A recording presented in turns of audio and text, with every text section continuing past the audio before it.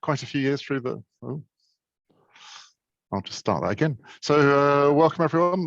Today we're very lucky to have Christian Eggeling talking to us from Jena, and I've known Christian for quite a number of years, and we've had some great interactions at the Plymouth microscopy course, which has been a great place to go and sit by the sea and do all things microscopy. So Christian hangs out in many places between Oxford and Jena, and I'm never entirely sure where he is at any one point, but hopefully other people are. I've visited his labs quite a few times, and he's always really enthusiastic, showing off his latest technology, especially the latest lasers and other equipment that he's been developing. So, and I'm sure Christian will be able to give a better introduction of himself than I will. So I'll hand straight over, and we'll move on. Yeah, thank you, Alex. Yeah, I hope that we have Plymouth going on at some point again. So I would be looking forward to come to this lovely place at the sea again. So I always enjoy going there. And I mean, I've been in Oxford before. I'm slowly closing my lab there. Before I came to Oxford, I was in the lab of Stefan Hell, of course, developing all these STEP microscopy techniques and stuff like this. But the most important part of these techniques is to make them usable. Yeah. So we have to try them out. Do they really work? And what do we have to do to really make them work in real life science research? And that's what I did in Oxford, because I joined the medical department, and now I'm in Jena, back mainly also to private reasons, but also Jena is a famous optics city. Zeiss is here, but that's where Abel was working and so on. And that's why I enjoy it really much. There's a lot of biological applications where we can test all of this stuff. And I'd like to tell you a little bit about this, the challenges, the potentials that we face here, but especially I want to give you a little bit insight into also mainly STEP microscopy, and later on at the end, complementary techniques, closing up my talk with min-flux microscopy. So super resolution microscopy, yeah? What is it about? Well, this is a famous monument in Jena, where I'm now teaching and researching, and it's Ernst Abbe, and this is the diffraction law. It's the diffraction barrier, and this is written in stone, and it's a physical law, and that's why there have to be tricks to surpass it. And why do we want to do this at all? Why do we want to go to scales that never explored before? Well, of course, we can understand a lot out of ourselves when we just look at our body with eyes, look inside. But the most we learn, and we have to understand to really treat human diseases, we have to understand how molecules interact. So we have to zoom into the cells. We have to understand how cells are built up, and most importantly, how molecules interact. So we have to go from that centimeter range down to the micrometer and nanometer molecular level range.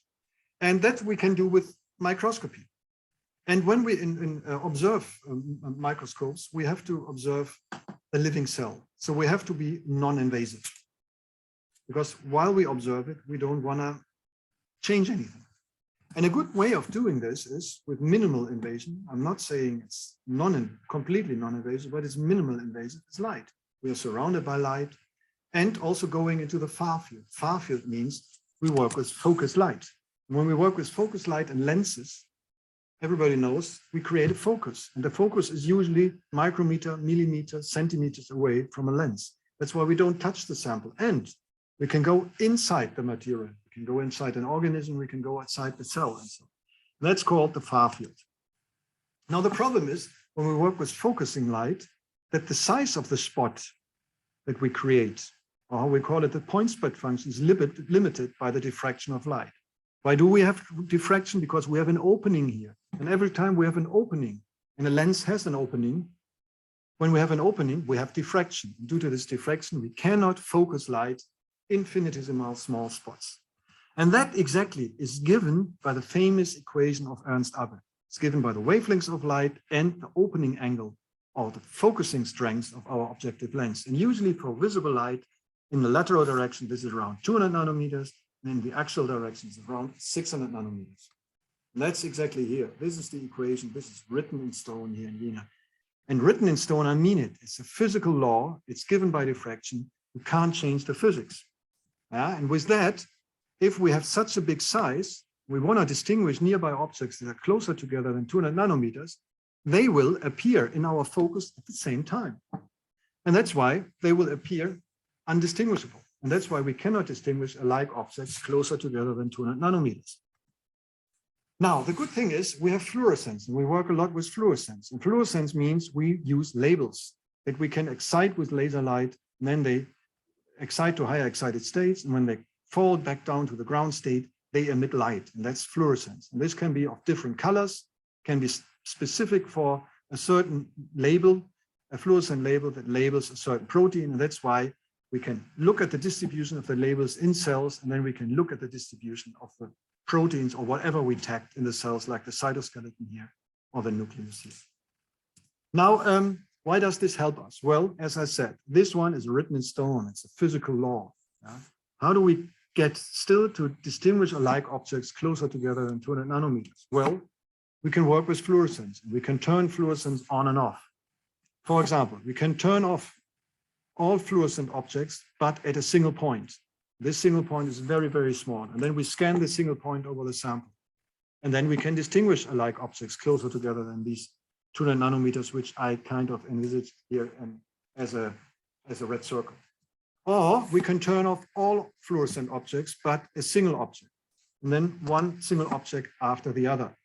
And with this, of course, we turn on fluorescence one after the other, or nearby objects. We can distinguish them because they show up sequentially. That's why our effective observation area or resolution is smaller than these 200 nanometers. This one is the principle of storm palm, and this one is the principle of STET. So let's focus on that, because I promised you to go into STET, and that's how I grew into super resolution. What do we have to do? Find a way of depleting fluorescence everywhere, but at the center, at very tiny little objects. So inhibit fluorescence, turn it off everywhere, but at a tiny little spot. How can we do this? Let's take a confocal scanning microscope. Excitation laser focused onto a 200 nanometer large spot. Within this 200 nanometers, all the molecules are excited, they're falling back to the ground state, emitting fluorescence, and this is detected on a single point detector. And we create an image by scanning this spot over our sample and registering the fluorescence we get from each spot. Now, we have to get this spot smaller.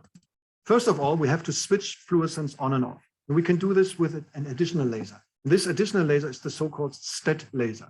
This STET laser is this is the wavelengths. In green is the excitation spectrum of the dye, whatever we look at, and red is the emission spectrum of the dye, what we look at. Usually we detect in this grayish area, and then we come in with a STET laser with wavelengths that is in the far red of our emission spectrum. But still, if this light hits onto our excited state, the excited molecules, it forces them down to the ground state, thereby stimulating emission, which we don't detect. So the spontaneous emission, which we detect in this wavelength range, is gone, because the de-excitation is done by stimulation, not via this path. So if we look at the fluorescence with increasing STET intensity, yeah, we can nicely switch it off. Yeah. By increasing the intensity more and more, the efficiency is higher to deplete this fluorescence. Now we want to do this depletion only in the peripheral part. And that's why we shape our STET laser in such a way, we insert these face plates, that the light interferes in such a way that it creates this funny donut shape. So there's nothing in the center and everything in the outside. Now, the problem is also, of course, also this donut, how we call it, is ruled by diffraction. So these maxima between here and here are also further than 200 nanometers apart. So how do we quench, or how do we inhibit fluorescence also close to the center? Well, we do this because we drive this into saturation, the switch off. Imagine our maximum would be here. So this is just an intensity line profile through here. This is our excitation spot. This is the inhibition. And now let's say we are here at maximum here at this intensity. So we would inhibit all the fluorescence here, which is just the side parts here.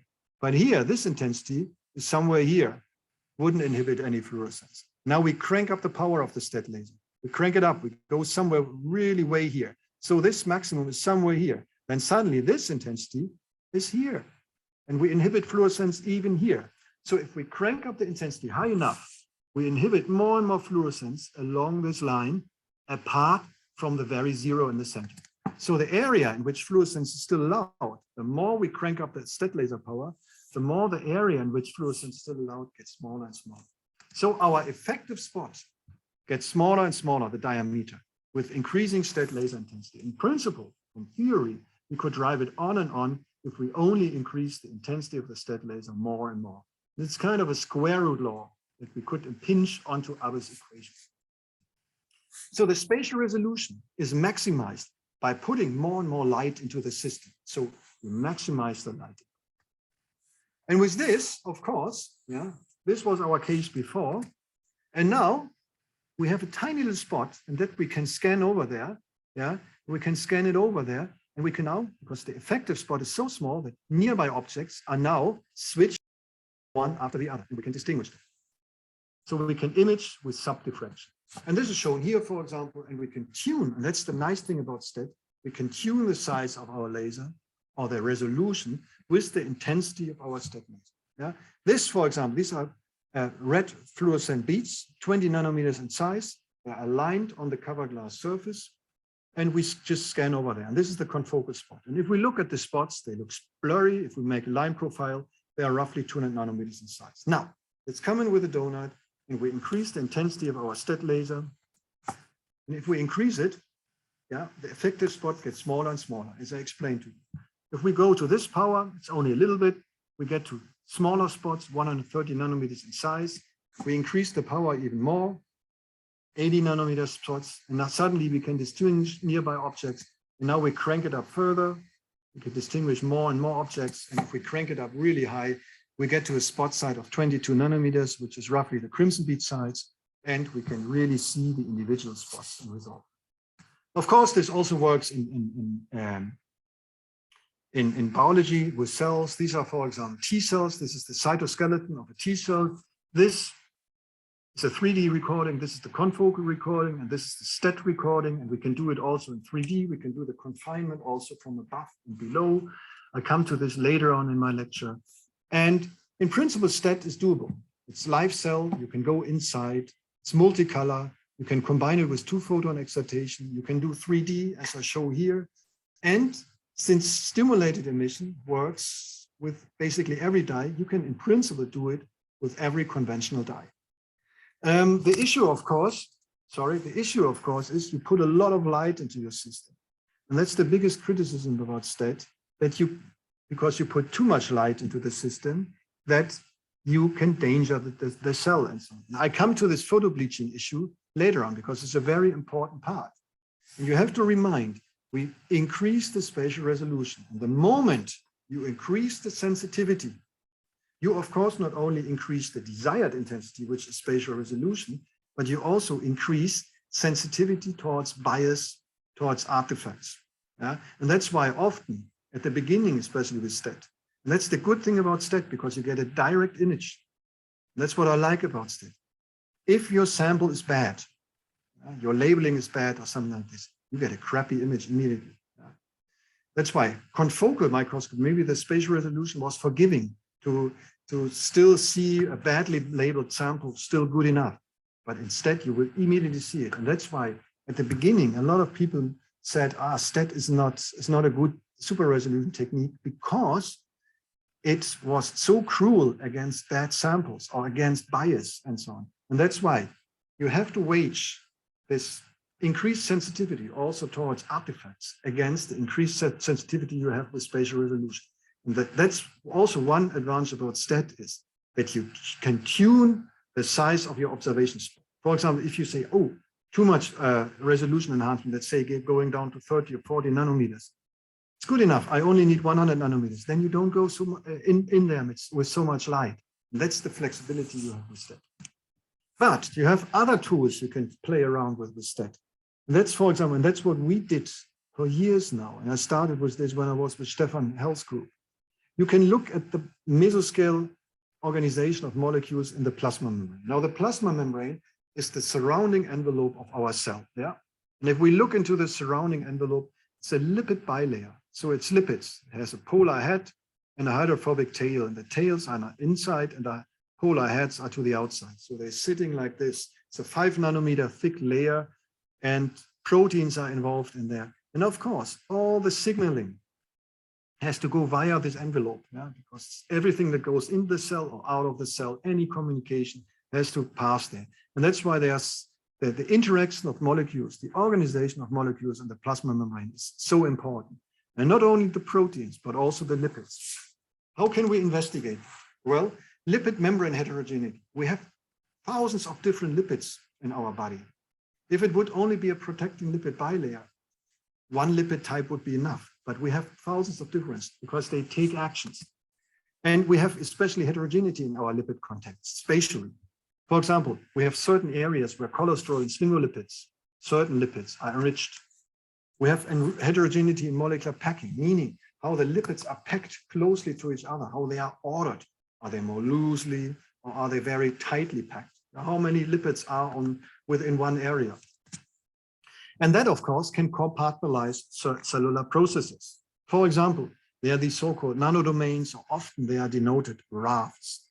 And it's environments, areas in the cell somehow enriched of certain lipids or more packed, that certain proteins love to go in there and others rather stay outside.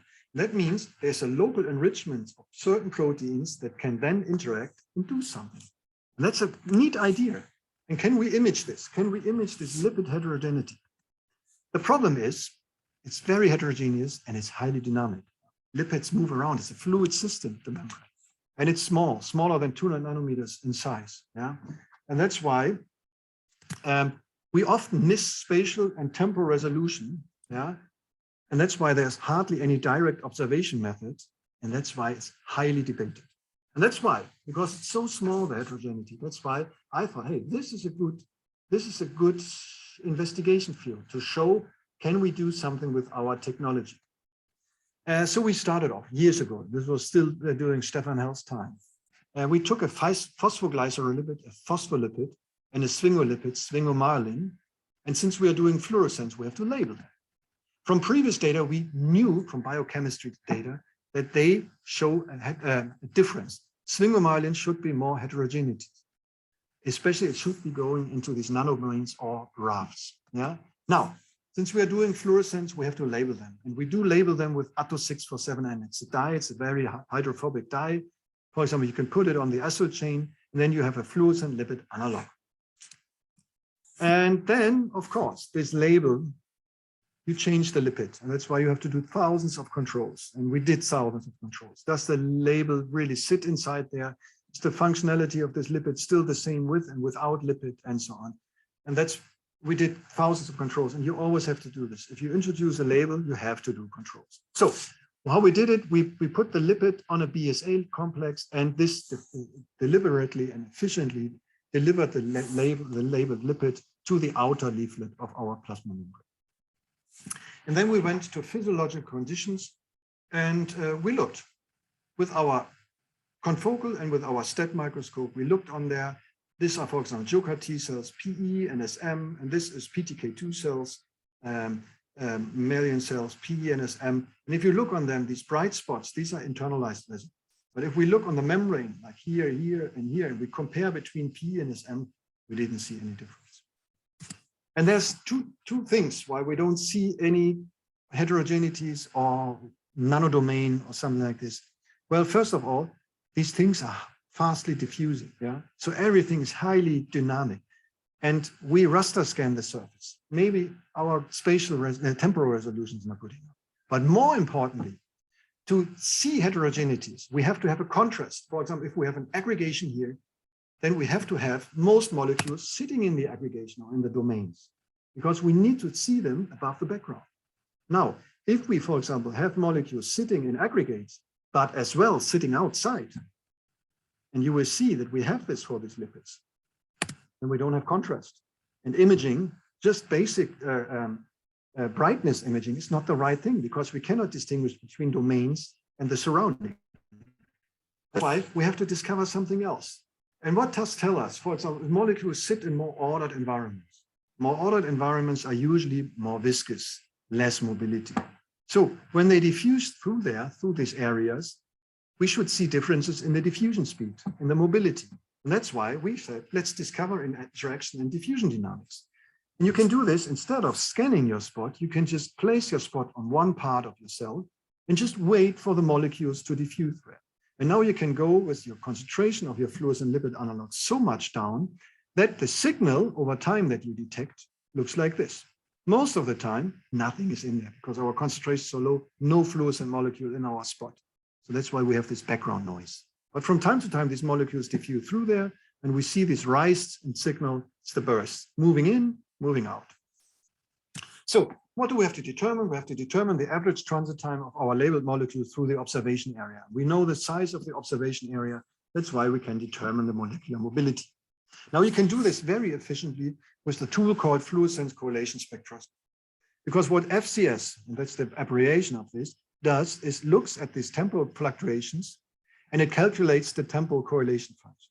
And the temporal correlation function gives you a decaying curve where the decay time is roughly the characteristic time for the processes causing the fluctuations.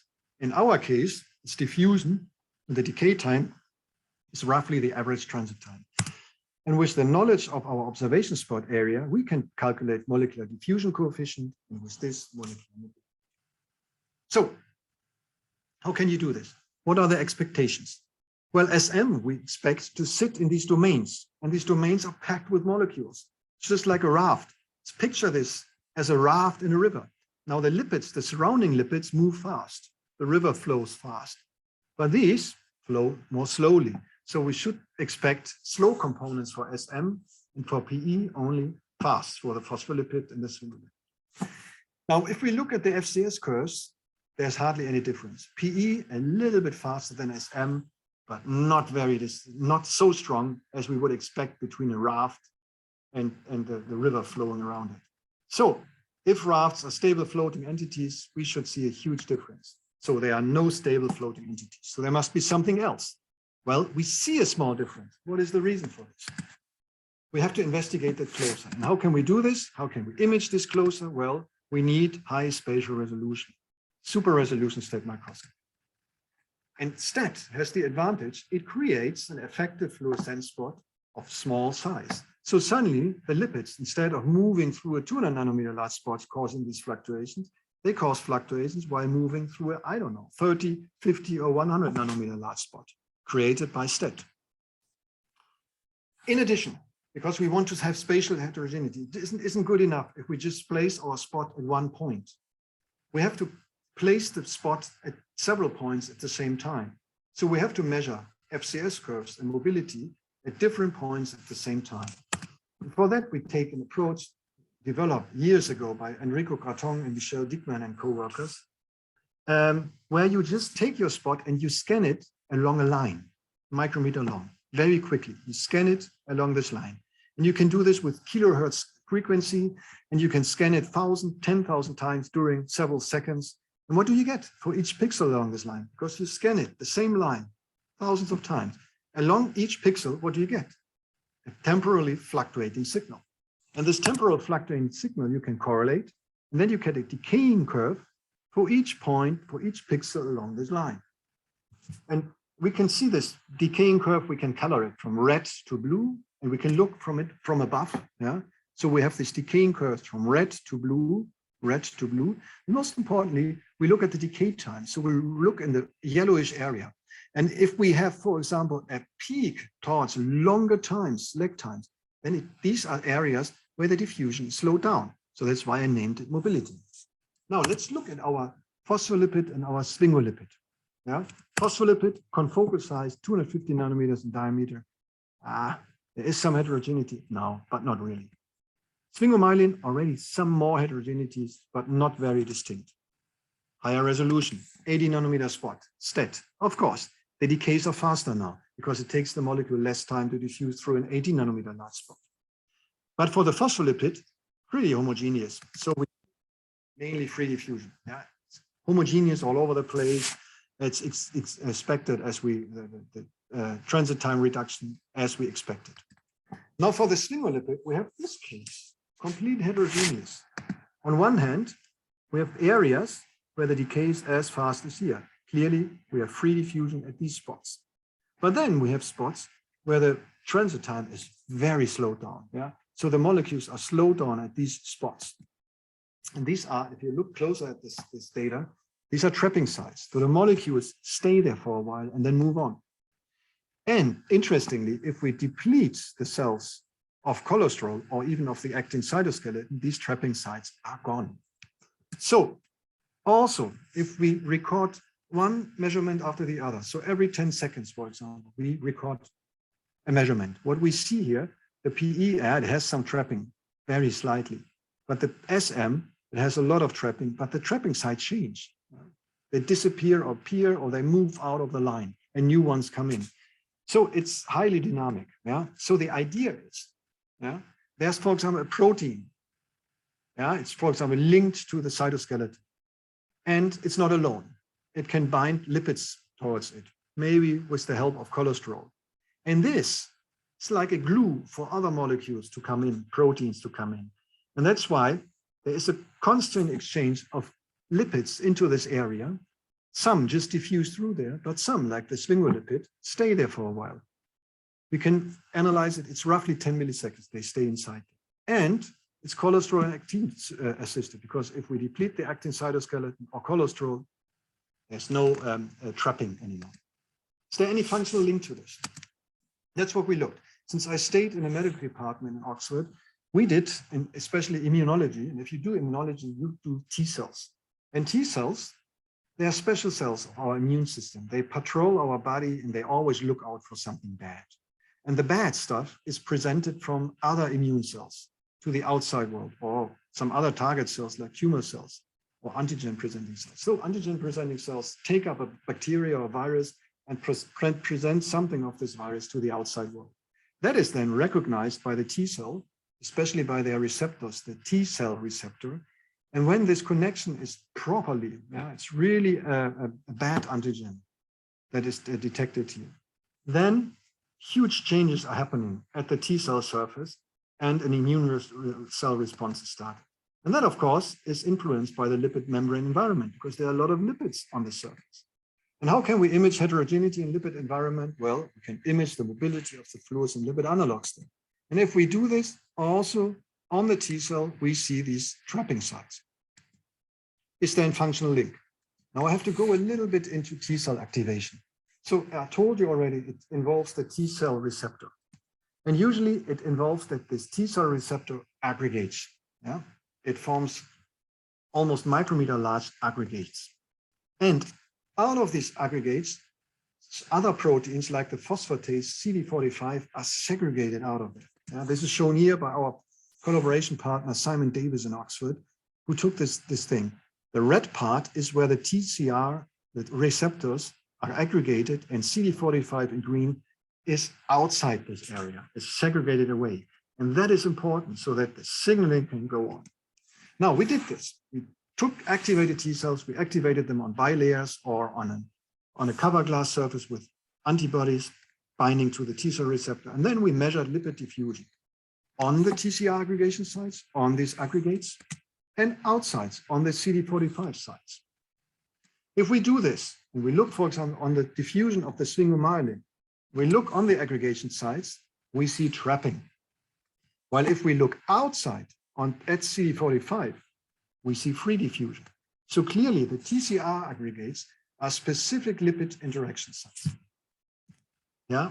So maybe this trapping that we see here, supports the interaction of less abundant molecules and thereby gets them together, supports them to get together and stay together, and thereby trigger cellular signaling. This is really the lipid domain idea that we have. Yeah? And maybe the question here is, do the lipids take an active or passive role? Do they just support it? Do they happen to just go along with this aggregation? Or do they actively drive proteins to cluster? Probably we have examples of this or that, but that's what we try to explore. Another thing where we can do diffusion. We heard so much about viruses over the past 2 years. And we did, for example, measurements on HIV viruses. Now, HIV viruses, it's a virus that does the AIDS disease. Yeah? When they bud out of an infected cell, in order to get infectious, they have to mature. Certain things have to happen on the virus so that it can infect again the next cell. What is the mechanism behind this maturation? That's what we want to investigate. Maturation especially happens. This is the immature HIV virus, and it has to maturate. And especially what happens is it involves rearrangement of certain proteins of the inner gut matrix, this matrix. It's a protease, it's an enzyme that is active inside this HIV that happens to cleave it off here of the gut protein, and suddenly it's released from the surface. And these surface proteins, these one, have to aggregate, they have to come together, they have to form aggregates, otherwise it doesn't bind efficiently to the next cell surface where the virus wants to infect the cell. How does this rearrangement of ENV occur? How? And the easiest is, of course, how do they meet? How can they aggregate? Well, in this case, they cannot move. So they cannot find each other. Now, if this is cleaved off, they can move and find each other. So Jacob, back then, my postdoc in Oxford, he came to me and he said, I want to investigate the mobility of individual proteins on individual viruses. So measure ENV mobility, the surface proteins on single HIV virus. The problem is, of course, the viruses are smaller than 200 nanometers, and there are only 5 to 10 copies. Okay, sorry, I just looked into the chat. Okay, the problem is also that ENV has only 5 to 10 viruses, or ENV proteins per virus. That's pretty challenging. Clearly, we have to use super resolution, and that's what we did. We used STAT, and we labeled the inside of the viruses with a green dye, GFP, and we imaged that with confocal because we just wanted to find the viruses. We put the individual viruses on the cover glass surface of the microscope, and then we labeled the surface, the ENV, with an orange dye, Arborio star 635P, and we used it with STAT. And now we want to look at mobility. Now we have to do FCS. So this is how it looks like.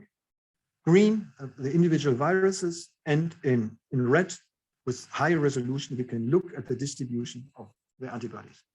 And now we do scanning STAT FCS. We scan along a line over a virus, and we scan multiple times. And what kind of signal do we get over time? In the green channel, we see GFP in the confocal. We know there's a virus here. And on top of the virus, of course, we see the fluctuating signal of the ENV proteins moving in and out of our sub 200 nanometer size focus. And then we can calculate correlation function, and we can look at the correlation at the virus and outside the virus. Outside the virus, of course, we don't have signal. So we look at the FCS curves on the viruses. That tells us how fast does the ENV molecule move. We did controls. These are the decaying curves. This is the mature virus, red. In blue, it's the immature virus. And you already see it's a shortening of the transit time, gets more mobile. But of course, we want to know, is this only photobleaching that we see the decay? Because after a while, the signal is gone. It appears. And if it's photobleaching, it's just photobleaching. That's why we took mature viruses and we fixed them. No mobility. So this is pure photobleaching. You can clearly see, we really see mobility.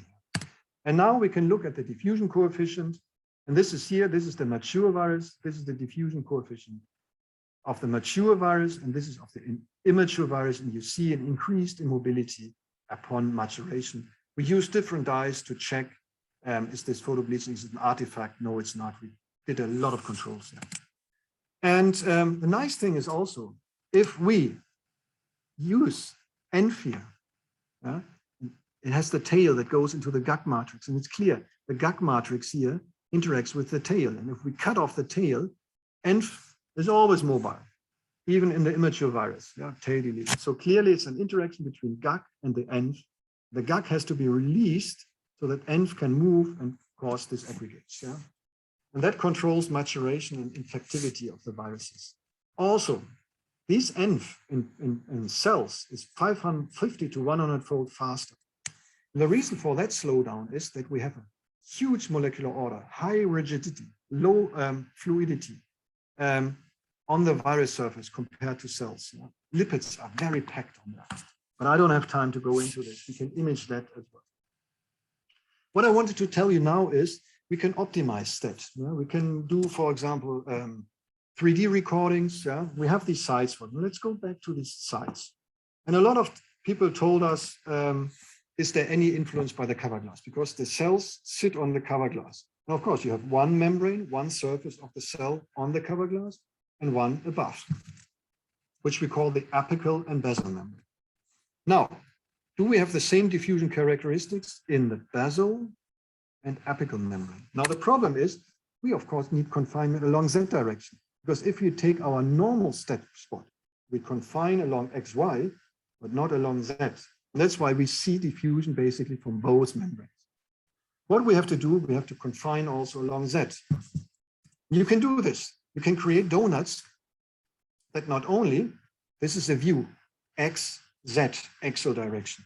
Yeah, this is the 2D stat donut. Yeah, of course, you only have confinement along this direction, which is shown here, confinement only along this.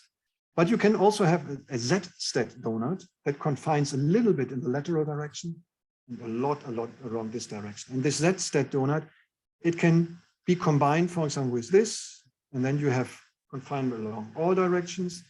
And you can have special 3D donuts like this one, yeah, who does both a little bit of 2D and 3D. And we tried them all. And the problem is that when you go in, especially with the 3D donuts, the Z donuts, it's very prone to aberrations. You get spherical aberrations and so on. And then our donut suddenly looks like that. And that doesn't work with it. So we have to correct for this. And we did this together with Martin Booth in Oxford.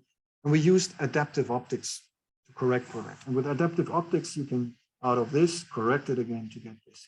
And when we do this, we can nicely image, for example, our cells like this. This is confocal 3D recordings, X, Z scan, X direction, Z scan.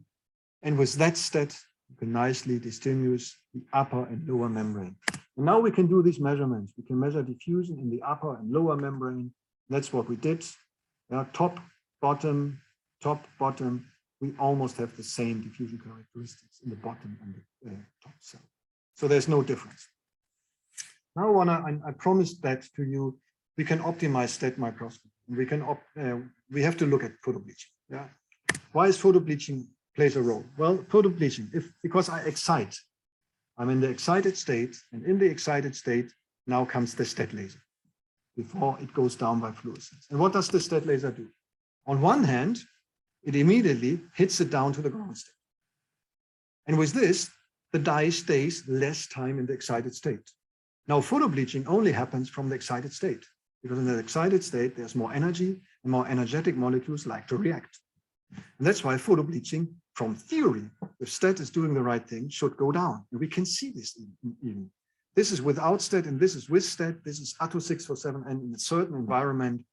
And without stat, after scanning this 10 times, we have without stat bleached 90%, and with stat, we only bleached 70%. So we have an enhanced. We can show this effect. But why is this not the case most of the time? Well, the problem is that stat is not doing what it's supposed to do. Sometimes, very seldom. Most of the time it's doing this, but sometimes it's being absorbed and it's kicking the dye to even higher excited states. Can do this from here or from dark states, which are formed from the dye. And when it's in excited states, the dye has so much energy that it immediately reacts and it's being photobleached. So we have to avoid this excited state absorption. The moment you have something in your sample that is absorbing the stat laser, you have a problem. This is shown here because you photobleach them immediately. Yeah? This is shown here. This was a nice work by Johan Hofkens in his dyes. Long time ago, we reviewed this once in our 2015 review. This is a dye. This is the spectrum. Blue excitation, green fluorescence emission, and red is the excited state absorption spectrum. And this is a dye where the stat laser is directly in the absorption spectrum of the excited state. You cannot even record stat spectra with this. You photobleach immediately. You take a slightly different dye. It has the excited absorption spectrum here, and with this you can nicely record spectrum. Yeah, and you can do the same with GFP. GFP, for example, has excited state absorption here and there. And I remember at the beginning, we always used 660, 650 or something like this for statin on GFP. We were right at this maximum.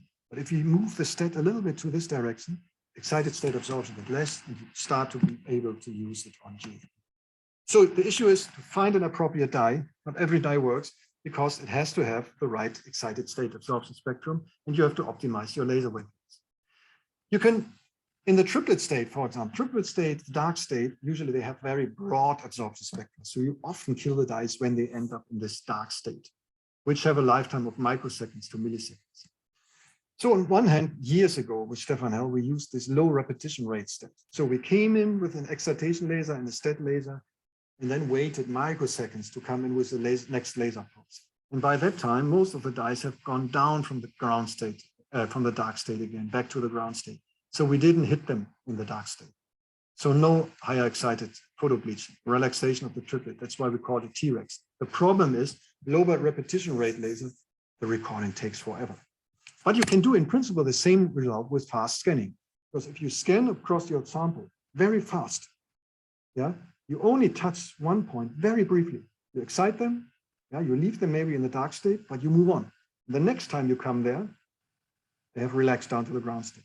And that's why the faster you scan, the less time you spend on one sample spot, and that's why you avoid this higher excited photobleaching, which is not only there for stat, but it's also there for the normal excitation. And that's why it's always better to scan fast and therefore multiple times instead of scanning slow. And that's shown here, slow scanning, fast scanning.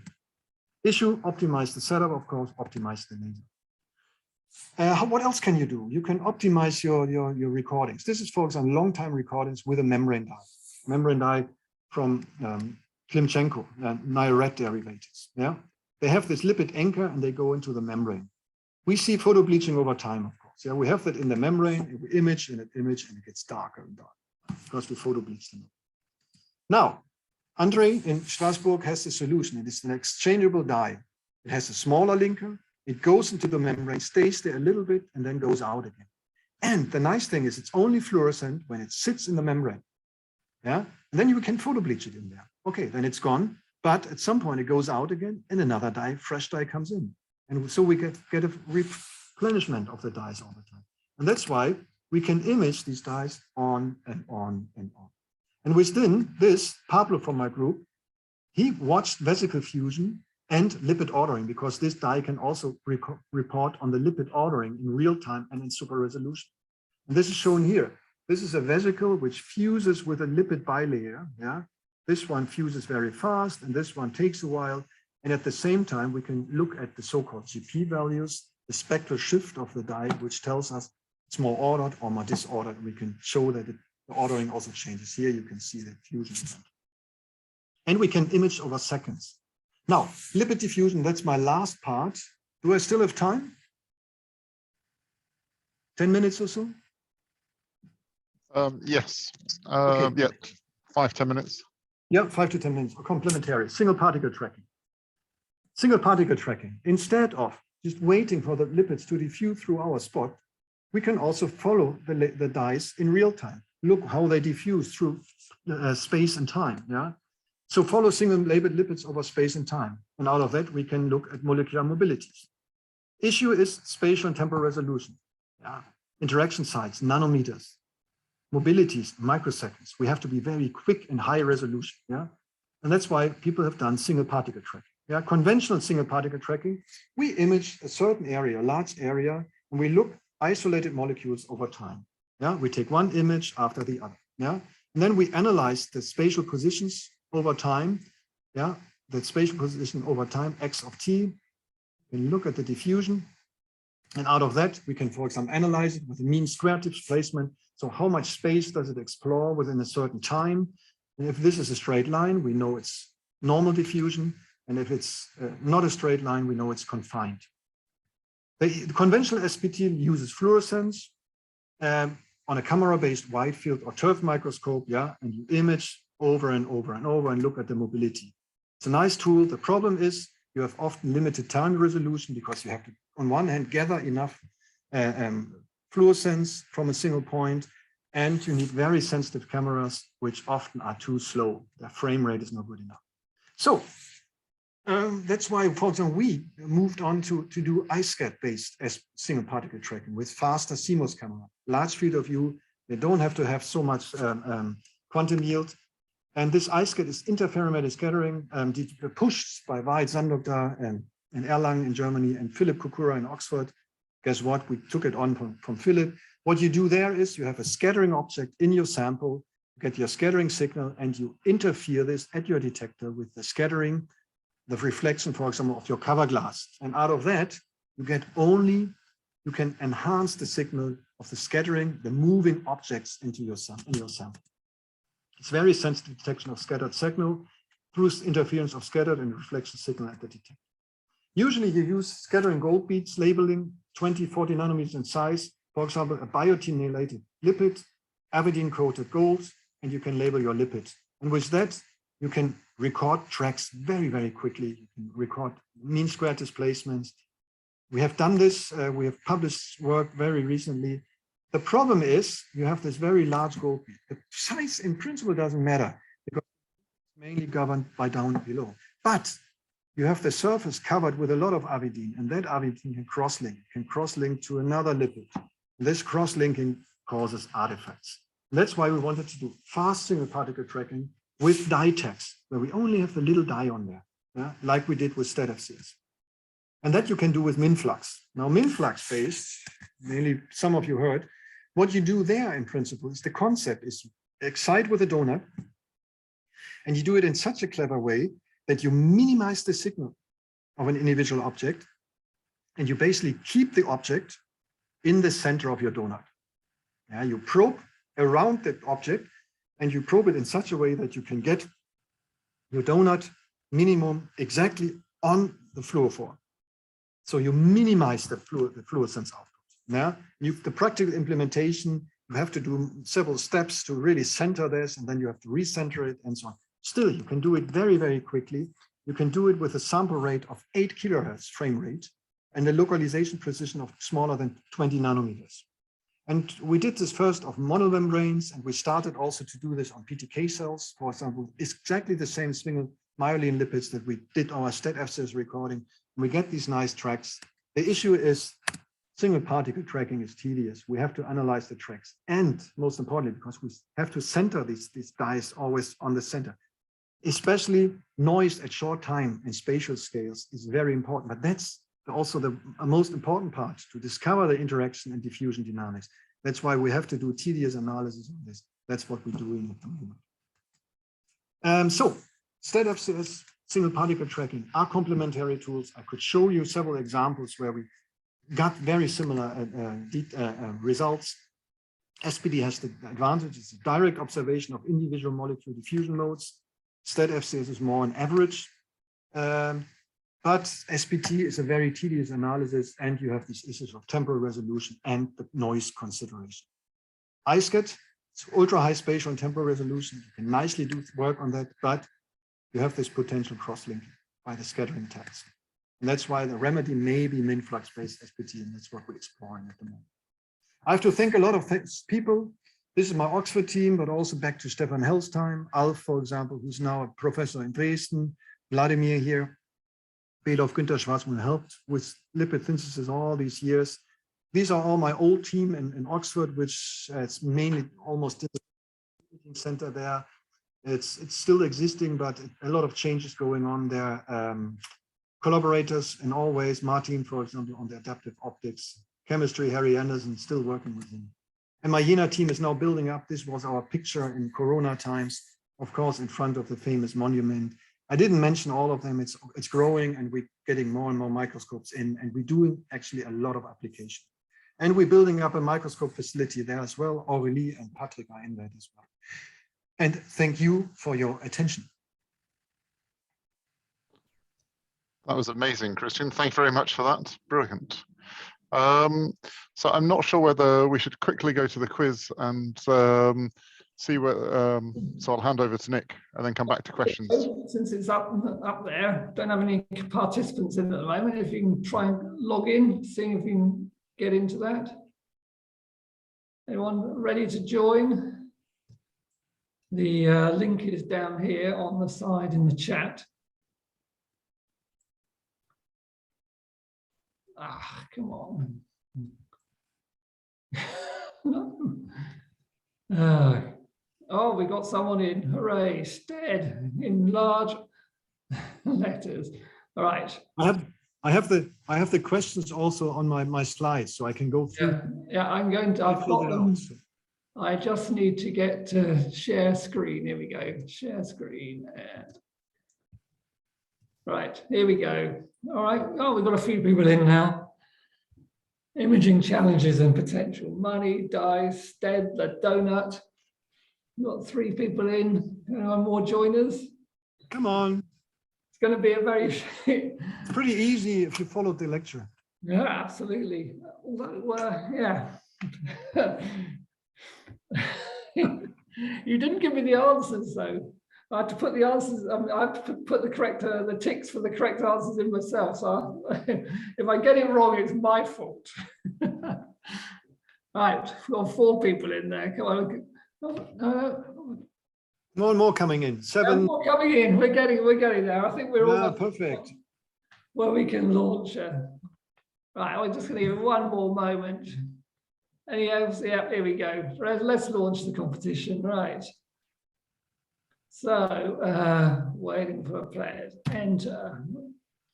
Answer fast. The faster you are, the more points you'll get, and you'll get that fold scope. What is far field microscopy? You're playing for the fold scope. Imaging very far away.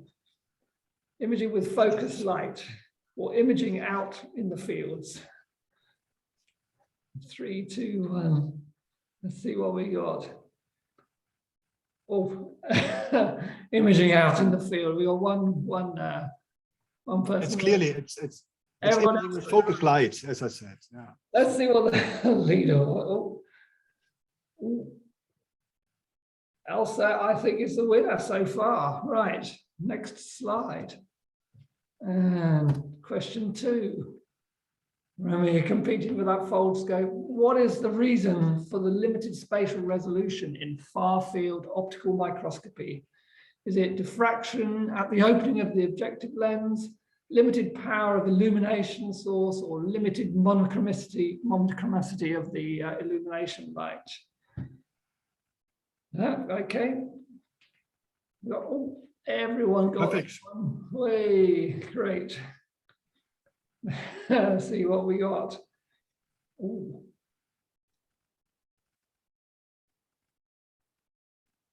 Jan and Katya, neck and neck. Million Z far just behind them. Let's see where we get to. Next question. It's anybody's. Come on.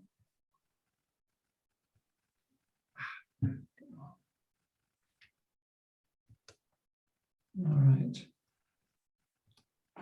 Okay. Mentimeter, I have to say. What is the basic idea behind super resolution fluorescence microscopy? On-off switching of fluorescence emission, spatial or temporal shaping of the illumination light, or correction of diffraction effects via data or image analysis.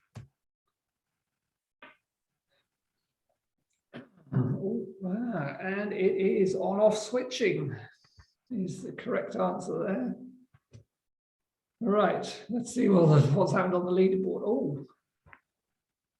Oh, Katya got that one fastest. So let's see what the, and Katya just crept into the lead. Okay.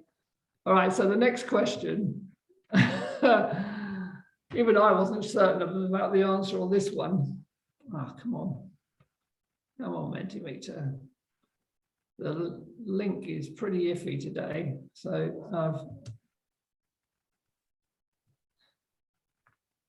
okay, it won't let me change slides. Come on.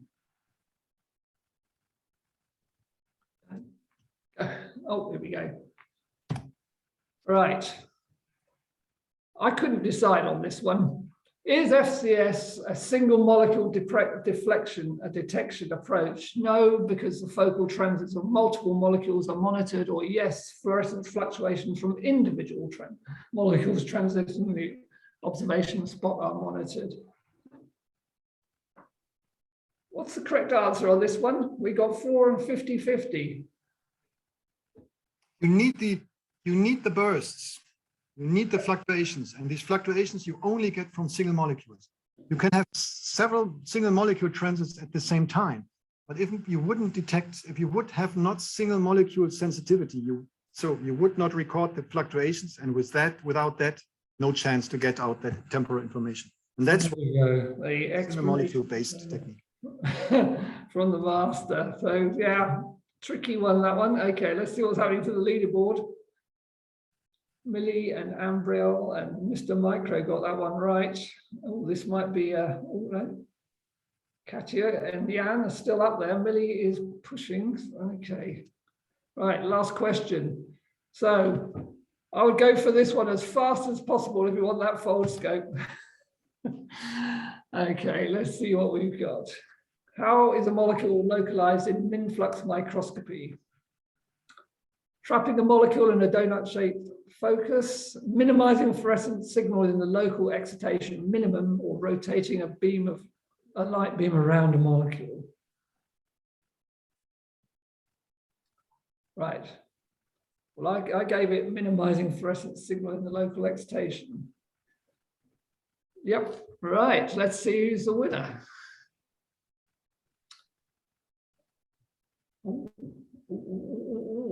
Is that enough yet to get ahead? Let's see. Katya, you are the winner. If you could put your details in the chat for the RMS, they'll send you a fold scope. And with that, I will stop screen sharing. So now we're on to questions. I think we've got time for a few questions if people are still there.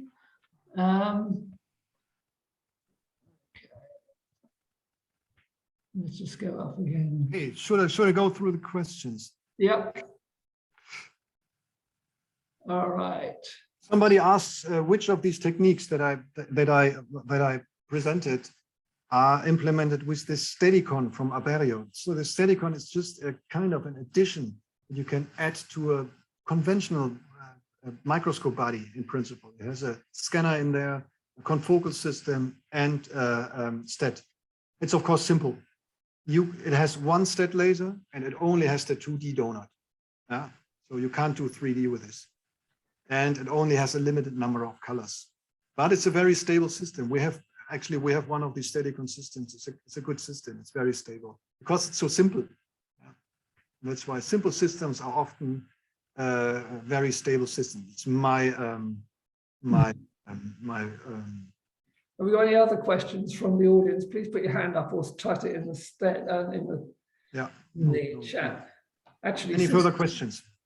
I've got a question, a couple actually. You had a slide on FCS on the T cells where it's spot size along the x-axis, and then from that graph you get trapping or free diffusion. Could you just elaborate a little bit on how you interpret that graph? Yeah. The thing is, I didn't have time to go in that. Yeah. You that as well. And let me go to that. Let me go. This is this slide. Yeah, if you share again, you can. Yeah. I share again. Let me share again. You mean this, right? I can't see the slide. Yep, got it. That graph exactly. Yeah. So in principle, you have to compare this. I didn't go into this. What you do there is you have the possibility to tune the size of your observation spot with the STED laser intensity. That's what I said at the beginning. So what you do, take FCS data at different STED intensities. So for different sizes of your spot. Yeah. The thing is, if you have Brownian diffusion, the diffusion coefficient you get or the mobility that you measure, same for each spot. Yeah, because no matter at which spatial scale, it doesn't matter. But if you have trapping here, if you have trapping and you get smaller and smaller and smaller, you get more and more events where the transit suddenly is not ruled anymore by the free diffusion, but it's ruled by the trapping interaction. And the trapping interaction doesn't depend on the focal size anymore. And that's why you get, it's an artifact. You get an apparent slowdown in diffusion. And that's how you can identify trapping. That's how we identify trapping. And that's what on the aggregation sites, why we away from the aggregation sites, we don't see. Okay, thank you very much. That's very clear. So this is basically, it's really, in this instance, you do need a STED FCS instrument to see this effect, isn't it? Yes. Yeah. But you can just like a normal confocal machine, you can equip it with the right detection electronic, which is usually a single photon counting what you need. And with single photon counting, you can do FCS, and that's it. And of course, you need kind of a very sensitive detection as well, high NA objective lens, which you use anyway, and a high quantum yield single point detector, single photon counting. Then you can do single molecule based detection of the fluctuations. You can calculate the FCS function. So in principle, you can do this with every microscope. Right. Nowadays, whether you go for all these commercial STED systems, whether you go for Leica, you go for a Barrier, you go for PicoQuant, or you go for Urbana Champagne. What's the company name? Enrico. Yes. They all sell all FCS options these days. Right. Okay. FCS with a steady control. Have we got any more questions from the audience? Anybody want to put their hand up and ask a question? I've got I have more questions actually to follow up on this in this vein. So towards the end, you were talking about min-flux and single particle tracking, min-flux, and what have you. Is the highest temporal resolution in any of these ones still in FCS is port? Because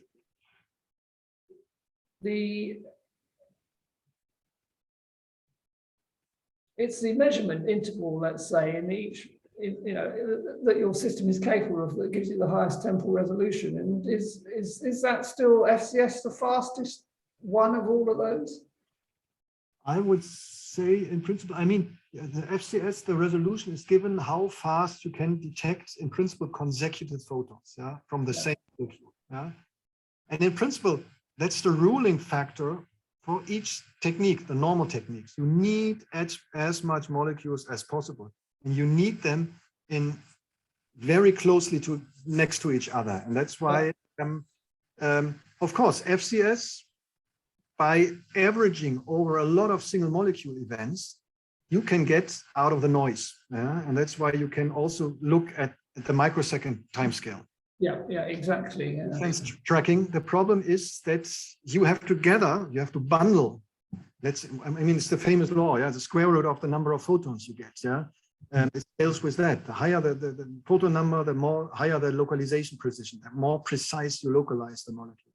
And that's why you are kind of limited. You have to gather a certain amount of molecules to get that. And with fluorescence, you have to wait a while.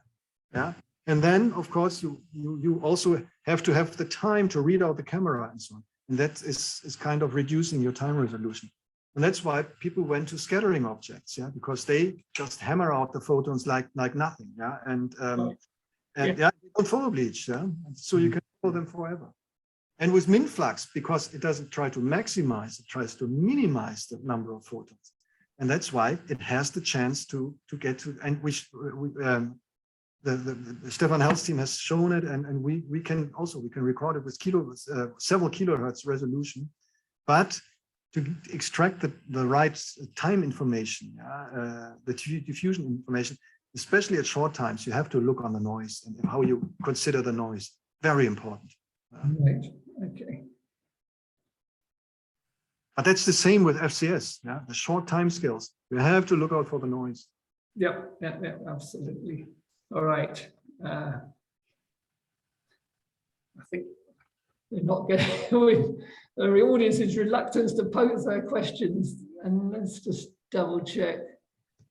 I'm not seeing anything extra in anything more in the chat. Nope. No, I think we've gone over the hour as well. So. Okay. Yes, we did. All right. Well, nice. Which was perfect. So thank you very much, Christian. That was an amazing talk. Great. Thank you. I enjoyed it. I always enjoy it. I hope it was okay that I also introduced the basics. So no, absolutely. No.